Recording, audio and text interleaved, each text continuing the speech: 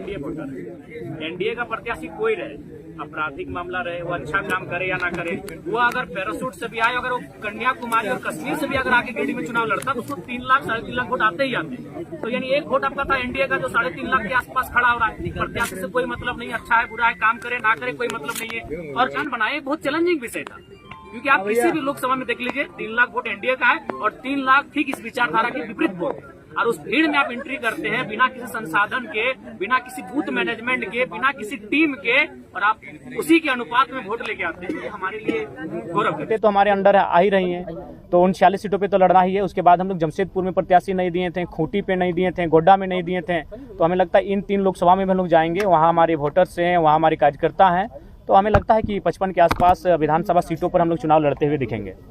तो क्या आप लोग निर्दलीय लड़ेंगे? नहीं, देखिए दिल्ली इसी क्रम में गए थे। दिल्ली जाने का कार्य डेमोक्रेसी का स्कूल में भी शामिल होना था और चुनाव संबंधित इलेक्शन कमीशन से जानकारियों को भी लेना था। तो हमें लगता है 15 से 25 दिनों के दरमियान हमारे पार्टी का सिंबल भी अलॉटमेंट होने की संभावना बन जाएगी और पार्टी को रजिस्ट्रेशन नंबर भी अलॉटमेंट हो जाएगा। छात्रों की जो हताशा है वो हमारा एक महत्वपूर्ण मुद्दा रहेगा। हम लोग सरकार में आते हैं तो सबसे पहला हमारा प्राथमिकता जो रहेगा कि इस राज्य में नियमित परीक्षाएं होंगी और फ्री एंड फेयर एग्जाम लिए जाएंगे। अगर उसमें किसी प्रकार की गड़बड़ी होगी तो उसमें उच्च से उच्च पदाधिकारी क्यों ना है, उन्हें बिल्कुल बर्खास्त किया जाएगा।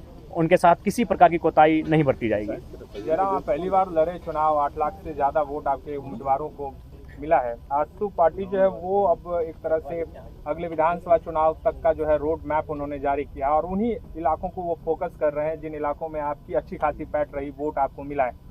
तो आप कैसे देखते हैं, आपके लिए क्या आजसू आज की तारीख में चुनौती है, या है तो फिर कैसे निपटेंगे उससे? देखिए मेरे लिए कोई एक विशेष दल हमारी चुनौती नहीं है, क्योंकि मैंने वहाँ से वोट लाए जहाँ से आजसू के अलावा बाकी पार्टियां थे। जैसे मैंने बेरमो से 53,000 वोट गेन किया, वो कांग्रेस की सीट है, पारंपरिक सीट है कांग्रेस की।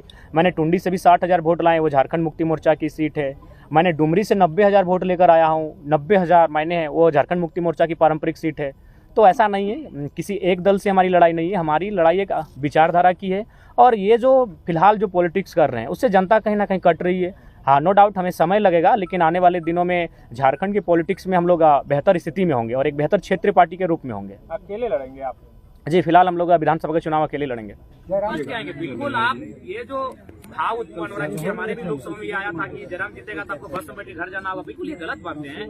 आप जहाँ रहते हैं, वहाँ आप जिस नौकरी को करते हैं, आप जहाँ लीगली तरीके से रहते हैं, स्वागत है आपका। हमारे लोग भी लगभग 16 से 18 लाख लोग प्रदेशों में रहते हैं, ऐसा नहीं है ये केवल भरा में। लेकिन हाँ, नेतृत्व का अवसर इस राज्य के लोगों को मिले, ये सब